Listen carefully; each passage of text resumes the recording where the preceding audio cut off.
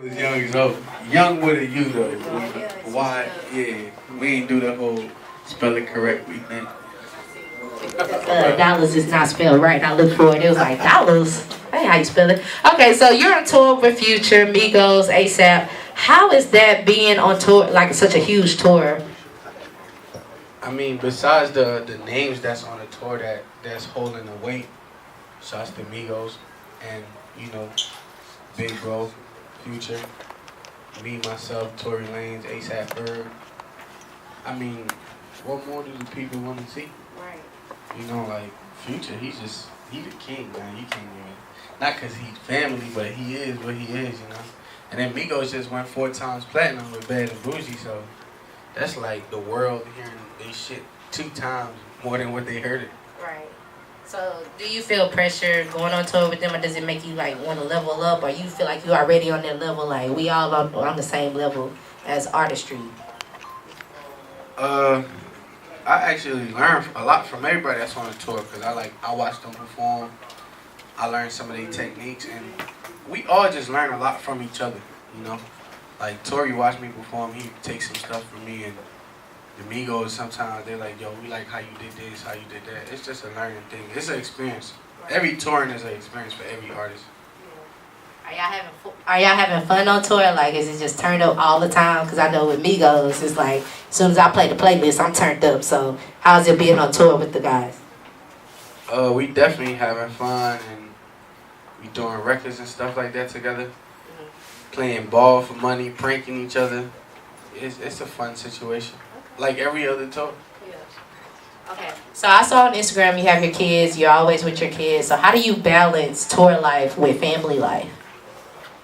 Man, this my first major tour, so it's kind of a tough situation. But thank God for FaceTime. So that balances out. And every time I got free time, I'll go back home and see him for like a day. Even if I got like 2 days off, I'll go for 1 day. So it's a lot of upcoming artists in the industry. What advice do you have for them? Like, do you recommend them signing to a label or staying independent? What do you recommend for them? It would really be contradicting if I did say stay independent, because I got a deal. The ultimate goal for artists that's on the come up is to get a deal. So whatever best works for you, whatever fits for you, and the goal is to get a deal. And if you already making the money that the label will help you make, no point. If you racking in 30,000-40,000 a show, the goal is the money besides having love for the music. But the label will help you out with that advance. You could change your life. You could invest and do something. You could be in a hole and you get up out that hole with whatever they help you with. I need to get signed, but that's another story. So another question that we have. What do you have coming up? Like what albums beside the tour? You dropping any singles? What you got? Well, I always say being busy is a good thing. I just got added onto another tour, the Future Hendrix tour. It's a world tour. This time it's going to Europe, and then we're gonna touch the cities that we didn't get to touch in the United States. We're gonna do Africa and Europe, so it's a good thing. For the rest of the year, that means I'm caught up. I'm about to drop my new single that's coming out with Chris Brown, Post and Delete. Okay. And then I got a project coming out. We kind of have it like me amongst the team. We kind of having like a battle for the title. So we don't know yet, but soon I'll have a title. But the project is finished with everything finalized. Just waiting on the label to give us a date. So I noticed that you had like the Haitian flag, Haiti flag up. Are you from Haiti? I was born here, but I was raised in Haiti. Okay. Yeah. So how was life in Haiti? I mean, the typical third world country life, What is that? Very humble. I mean, that's what I'm saying. Very humble. You get to see people who don't have nothing at all, and they happy. And you get to see the people that's fortunate to have everything, but it's still a third world country. There's only so much you can have, but it's a humbling experience, It takes you away from all the stuff that like clouds your mind and stuff, Social media is not too big over there. Like everybody really know each other. Like when they say it takes a village to raise a kid, like the whole town really knows you. Yeah. Yeah. Okay. So does anybody have any questions? Because I'm done with my questions. That's all I got. So anybody got any questions out there? No? Misha, where you at, Misha? You got no questions? I know you got some questions. Of course I got questions. Well, come on, ask some questions. Well, okay, that's what we like. Come sit with us. Come sit with us. Like double D's or B's. Listen, sit right. Go ahead, ask them your questions, Misha. So, man, I wanna know what your DMs look like now that you hit the scene. Does it go down in the DMs? I try not to dive too much in the DMs, and I try to, like, you know, keep it at a minimum, because screenshots is dangerous. Man, they dangerous. You know? I done DM a few fans back, like with the thank you and with the heart, and next thing I see the tag, ZOEY Dollar to fly me. Damn, my dog Eric and they shit, man. What's that, man? Yeah, man. But I be getting the weird DMs, though, like the old ladies with the weird titty. Man, I be getting like the weird DMs sometimes, so I be like, golly, like I just got a DM this morning. Some girl talking about fart in her mouth. I'm like, oh my God. I'm gonna just deactivate my DM for the day. I be seeing you on Twitter. You be tweeting just wild stuff, man, all the time, like random. Is that stuff that you're actually seeing and going through, or you just making it up off the top of your head? With my Twitter, I watch the things that's around me, like the shit my friends go through, the shit that like I go through, past things I go through, and I just put it together as a tweet, because I know it's like humanly relatable stuff, so people gonna always retweet stuff that they could relate to. And I just try to tweet realistic shit, you know, as harsh as they may sound sometimes, and be like, yeah, her feet ugly or this bitch fat. I just tweet it because, I be tweeting shit like, I love dark-skinned women, and then all the light-skinned women be going crazy, you know. I'll be like, God damn, and stuff. I'm big on just tweeting things that I really feel, but I'm trying to keep like a filter on my tweets, because I be watching other artists. I don't know if it's because they big and they limit their tweets, but I'm like, you got a Twitter to tweet, like, what you scared of, you know? You tweeted, I hate popcorn. Why you hate popcorn? First of all, I want to say chocolate women are winning right now, because, you know, it's summertime, so we all chocolate. But the extra chocolate is glistening, so I just want to say that. Go ahead. Sorry, baby. I don't know. Growing up in a Haitian household, we never really ate popcorn, so when I do eat it, I just be feeling like it's be leaving shit in my mouth. I just don't fuck with it. And then I never knew it was it was a safety thing to feed kids popcorn, and I gave my son popcorn, and he almost choked out on me in the movies, and I was like, oh no, I really don't like popcorn now. I ain't about to know. You're not getting a relationship out of it. Now I have to ask you. Now that you have this platform that you have, and you see a lot of things that are going on in the African American community, a lot of artists don't want to talk on it because they don't want to mess with their brand, they don't want to mess with their money. Do you ever feel the need to like speak out on some of the things like with Fidel Castro or things that we've seen with black men being shot?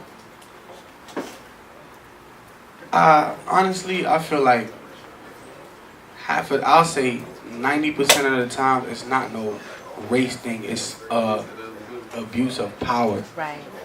Because black cops is killing black niggas too. So it's not really, oh, I see a black dude, let me kill him because he's black.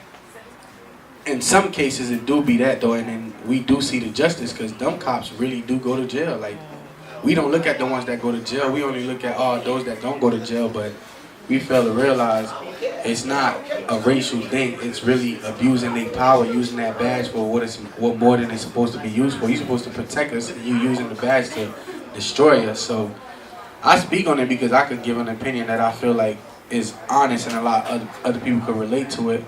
But as far as like, oh, it's a white and black thing, man, I got a lot of white friends. I love the hell out of white people.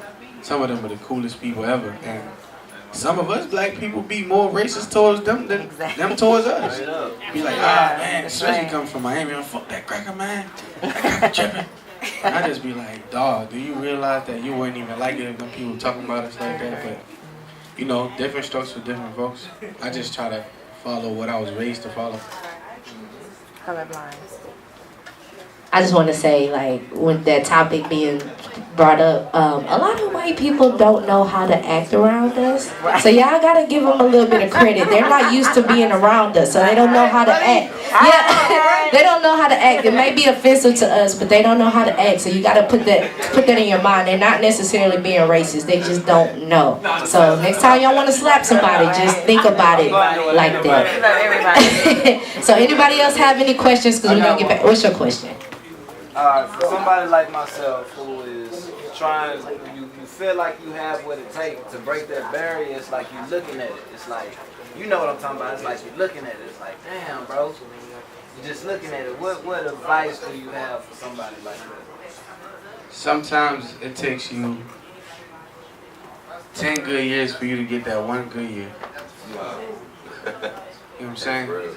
Like coming from my city, the last person to make it out was Ross. And that was like 10 years ago. And this generation, the last person to make it out my city for real was me. So sometimes it really takes you that time, you know. It's all about time, and if it's not your time, it's not your time. You could never beat time, you can only be on time. You can either be late or be on time, but you can't beat time. You can't make it before your time, because then you're going to go out even faster than what you did, you know what I'm saying? You got to put in more work and try different techniques. Like, if rap don't work for you, shit, try something else. Right. You know, try writing and get in the game by writing a song for somebody.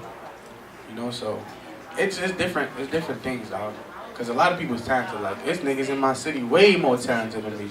But hard work beats talent any day, bro. The connections, you know, having the right people around you, and just going around the loopholes and stuff like that. You know, like, try not building your fan base on your city, because sometimes your city is not what makes you. You know what I'm saying? Like, build with the DJs. Me personally, the DJs made me pop. Right. I didn't, I'm building my fan base now. You know what I'm saying? The DJs is really what got me where I'm at. What you say?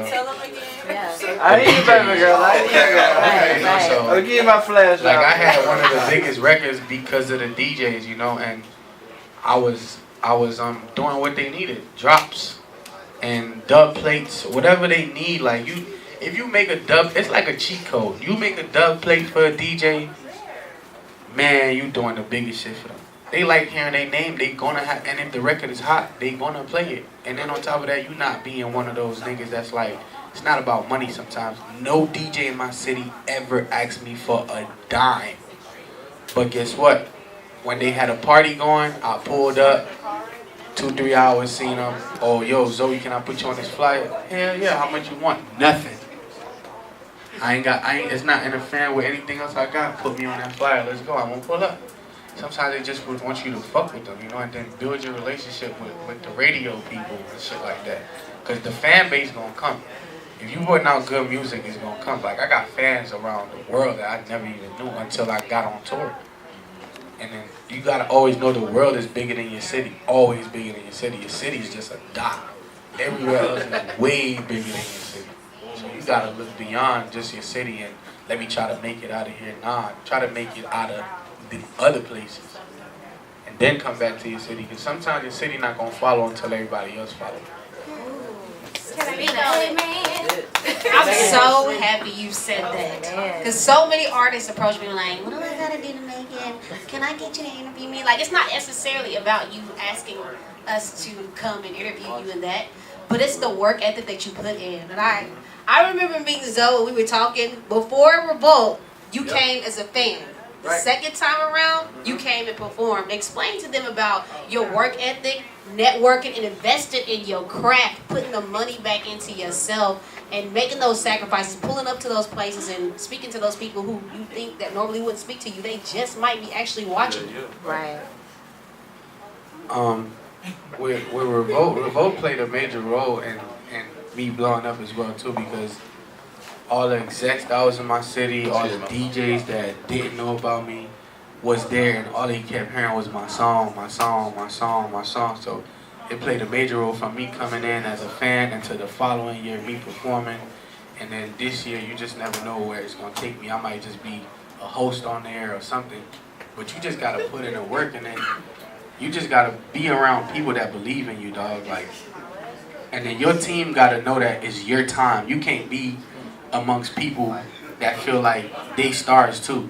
Like, you gotta be around people that's gonna lift you up, and then when you get up, you're gonna bring them up with you. If you're around 60 other rappers and all y'all rap, it just won't work because y'all ego is gonna clash. You might not have an ego, but they got an ego, and then that energy is not even good because they looking at you. You think that's your dog, that's your day one, but they your day 10 at that moment because y'all coming from the same place and you elevating and they not. So sometimes you just gotta be around people that's really supporting you and knowing that they putting you in that circle for you to make it, and then they gonna come.